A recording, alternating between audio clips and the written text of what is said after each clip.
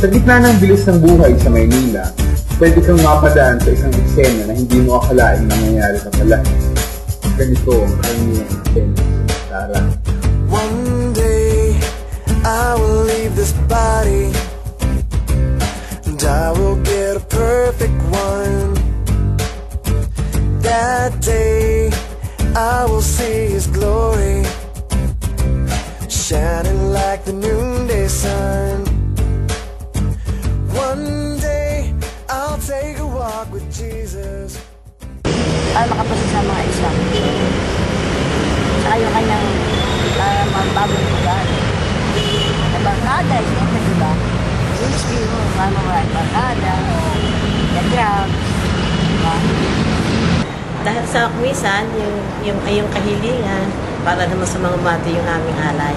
Para nakipagdadasal kami, nabibigyan ng katugunan, lalo sa mga karamdaman. Para bumasa yun. Sabi kasi nila, di ba, yung mga dito rin malapit yung mga nagpo-board na pakinggan daw. Yung aking dalawang anak na mag-take ng compre this coming Saturday and Sunday para sa board exam nila sa December nursing. Kagaya yung sinasabi ko sa mga anak ko na kahit magpupunta kayo doon, kung hindi kayo nagre-review, wala din. So, pupunta kayo doon para gabayan kayo doon sa mga nyo, yung mga pinag-aaralan nyo para hindi nyo makalimutan. He wrote an intention for him to be a good boy and an obedient boy. Mag-aalay ng itlog. Mag-aalay ng itlog. Para mag-aalay ng itlog. Mag-aalay ng itlog. Mag-aalay ng itlog.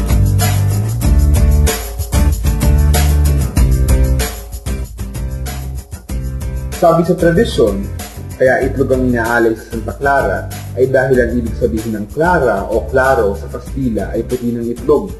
Ngunit hindi lahat ay ganito ang kwento. Noong panahon ng Kastila, kasi si Santa Clara actually came, yung monasteryo ni Santa Clara came here brought by the Spanish friars, di ba?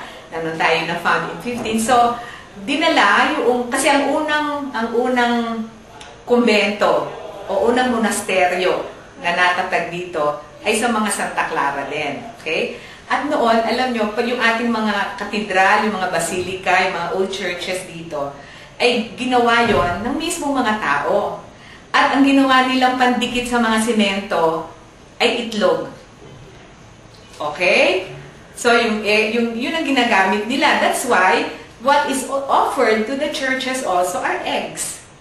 Okay, so I think sa akin baka related din yun doon, no? Na yun yung inaalay sa simbahan nun kasi para magawa yung mga buildings. Isang artista, sa Delco, sa Jago, at nag-ibad ito yung mistake. Sa Balita, Delco, natupad, nagpag-isip, buwan yun, hindi ka din.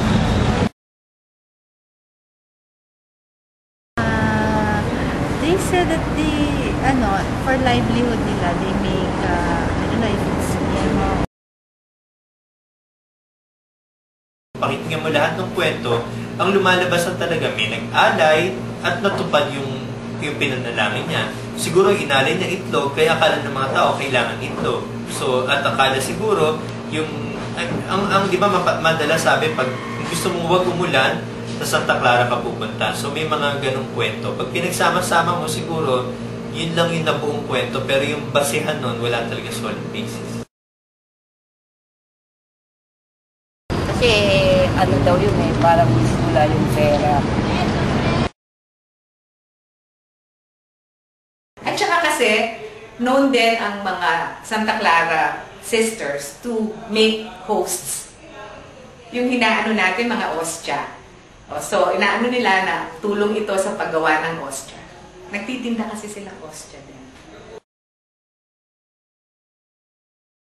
Kasi yun sa pagdadasal sa mga madre, di ba, nagsisipagdasal sila. Yun, kinakain nila para at least meron silang lakas. The egg yolk, is a problem. But the white egg is a must. Okay, yung nag-solve ang problema, exam.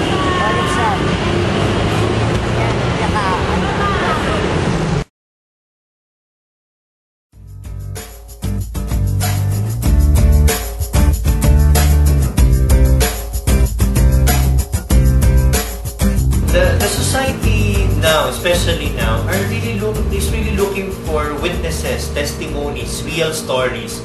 So tayo, hindi na tayo masyado naniniwala sa lectures yung sa mga sinasabi lang ng libro. Ang hinahanap na natin ngayon yung mga totoong nangyari. At doon sa hinahanap natin totoong nangyari, minsan ang hinahanap natin ay totoong imahen. Unfortunately, ang hinahanap natin ngayon talaga, pag pinag-match mo yan, yung artista o yung kilalang tao, o yung nailagay sa dyaryo. Pag nailagay sa dyaryo, artista, biglang maniniwala yung mga tao. Pero if you examine it on a deeper level, I think we are in a search, a longing for real stories. And so, kung titignan mo yun, mahalaga yun. Ibig sabihin, lahat tayo, we are all challenged to become witnesses, to tell our true stories. Nakatutuwang isipin na makikita mo na maraming versions talaga. Doon, isang indicator ito na yung popular belief ng pag-aalay ng itlog sa Santa Clara ay hindi doctrinal, hindi siya textual, but instead contextual. But yun by contextual, ito yung nababatay sa karanasan ng mga spesipikong tao. Kaya kung ano yung kwento na nadala papunta sa akin, yun yung kwentong pinaniniwalaan ko. At sa dami ng mga kwento na lumalabas na to, kikita mo talaga na iba-iba yung version. Ang interesanteng tingnan dyan, contextually, mayroon niyang beginning, middle, at end na similar sa lahat. Ano yung beginning? Merong need. Merong kailangang hilingin. Ano yung middle? Ano yung proseso na ginawa nila? At yung proseso na yun, yung sinasabi natin, yung pag-aalay. Ang interesante doon sa middle part na yan, yung kung paano tumakbo, yung sa kahit na ano pa mga storya, kung ba't itlog yung common. Diba? At tapos yung end. Ano yung end? Merong mga storya na success stories kasi. Bihira, hindi naman sa wala, pero bihira ako makarinig ng storya na, nag-aling ako ng itlog, wala naman nangyari. So, siguro, hindi niya na-overshadow yung ibang mga storya. Ngayon, kung ang pagpufokusan natin yung multitude ng kwento, doon mo makikita naman na ang faith ng Pilipino ay experiential. Kailangan din nating bigyan ng pansin yung kwento. Ang sa akin, natutuwa ako na maraming kwento kasi ibig sabihin ganun kakulay, ganun kayaman yung kwento. Doon mo makikita naman na they come together at one apex. They come together at one point na iisa talaga yung main goal. Pero yung the depiction of this particular movement differs.